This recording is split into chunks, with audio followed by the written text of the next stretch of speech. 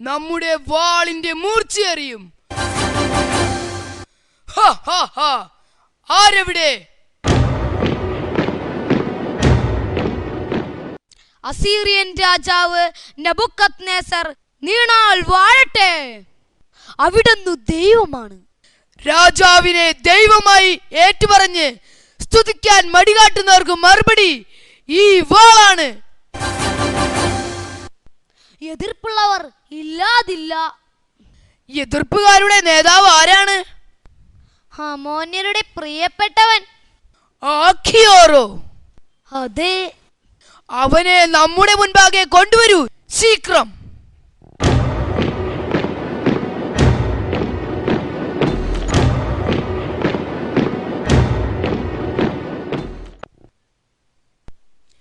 അഖിയോർ, നമുക്ക് സത്യമറിയണം.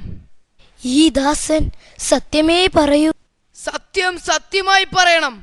മലമ്പാതയിൽ താവളമടിച്ചിരിക്കുന്ന ജനം ഏതാണ്? കൽദായ വംശജർ. ഒരിക്കൽ ഈ ജനത്തിന് മെസൊപ്പൊട്ടേമിയയിൽ പോയി താമസിക്കേണ്ടതായി വന്നത് ഓർക്കുന്നുണ്ടോ? ഓർക്കുന്നു. എന്താണ് കാരണം? സ്വർഗസ്ഥനായ പിതാവാണ് അവരുടെ ദൈവം. അതല്ലാതെ മറ്റൊരു ദൈവം അവർക്കില്ല. അതവർ ദൃഢമായി ഏറ്റുപറഞ്ഞു. കണ്ടെത്തിയ ദോഷം അതായിരുന്നു. അനന്തരഫലം അനുഭവിച്ചു.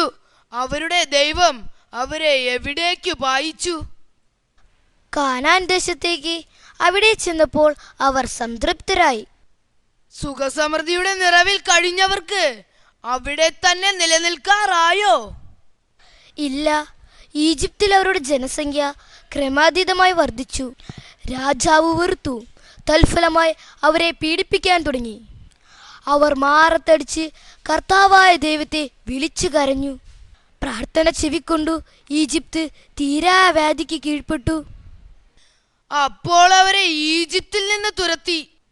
അല്ല, ദൈവം അത്ഭുതം പ്രവർത്തിച്ച് രക്ഷപ്പെടുത്തി. പാപത്തെ വെറുത്തപ്പോൾ അവർ ശക്തരായി. ദൈവം അവരുടെ കൂടെ വസിച്ചു. ദൈവം കൂടെ ഉണ്ടായത് കൊണ്ടാണോ അവരുടെ ദേവാലയം തകർക്കപ്പെട്ടത്? മാത്രമോ അടിമകളായി വിദേശത്തേക്ക് പോകേണ്ടി വന്നില്ലേ? പാപം ചെയ്തു ദൈവത്തെ വേദനിപ്പിച്ചു. ശിക്ഷ ലഭിച്ചപ്പോൾ മനസ്തപിച്ച് ദൈവത്തിലേക്ക് പിന്തിരിഞ്ഞു. അപ്പോൾ നഷ്ടപ്പെട്ടത് മുഴുവൻ അവർക്ക് തിരികെ ലഭിച്ചു. നാം അവരെ വെറുതെ വിടില്ല. അധികാരികൾ വിഡ്ഢിവേഷം കെട്ടത് നന്നല്ല. നിന്ദിക്കപ്പെടും, പരിഹാസിതരാവും. പാപക്കറ വീഴാതിരിക്കാൻ പോംവഴിയുണ്ട്. അക്രമം കൈവെടിയുക. ആക്രമിച്ചാൽ ഒരു ചുക്കും സംഭവിക്കില്ല. ഇത് സംഭവിക്കും.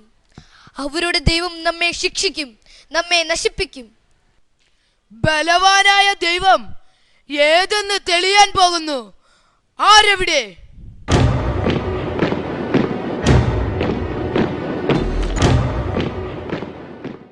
പ്രണാമം പ്രഭു, പ്രണാമം.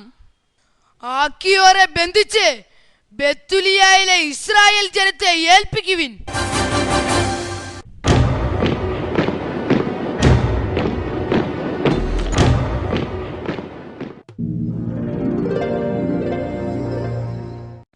ഞാൻ പറയുന്നത് അനുസരിക്കുക.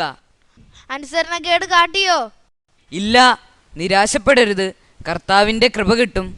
കിട്ടും കിട്ടും, കുറെ കിട്ടും. കർത്താവിൽ ശരണപ്പെടുക. ശരണപ്പെട്ടല്ലേ നിന്നത്? ഇതുവരെ പിടിച്ചു നിന്നു. ഒരു 5 ദിവസം കൂടി ക്ഷമിക്കൂ. അപ്പോഴേക്കും ക്ഷമിച്ചിരിക്കുന്ന ജനങ്ങളുടെ കഥ കഴിഞ്ഞിരിക്കും. നമ്മുടെ കർത്താവ് കരുണയുള്ളവനാണ്.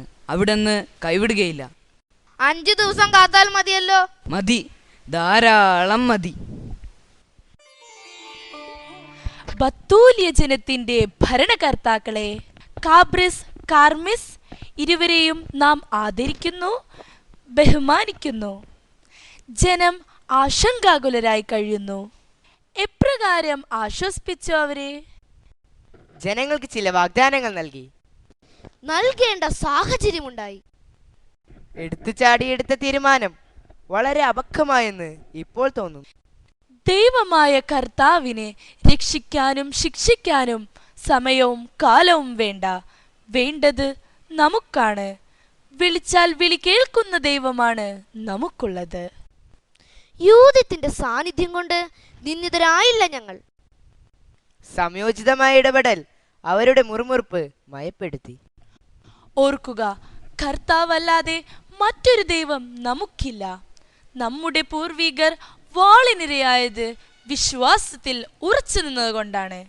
ദൈവം കൂടെയുണ്ടെങ്കിൽ തടയാനോ തടസ്സപ്പെടുത്താനോ ആരും മുതിരില്ല.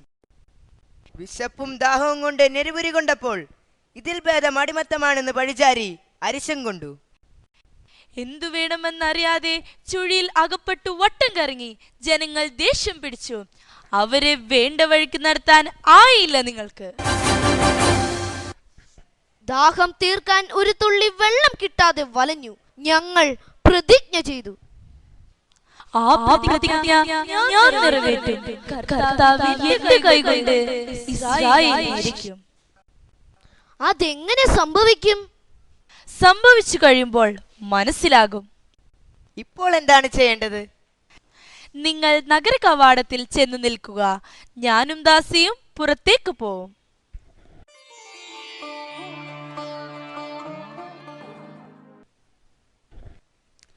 ഹായ് ഹായ്, നോക്കടാ, വരുന്നത് അപ്സരസോ അതോ ഏതോ കാനന സുന്ദരിയോ? സംശയിക്കേണ്ട, ആകാശ സുന്ദരി തന്നെ. ഇതെവിടെ പൊട്ടിമുളച്ചടാ?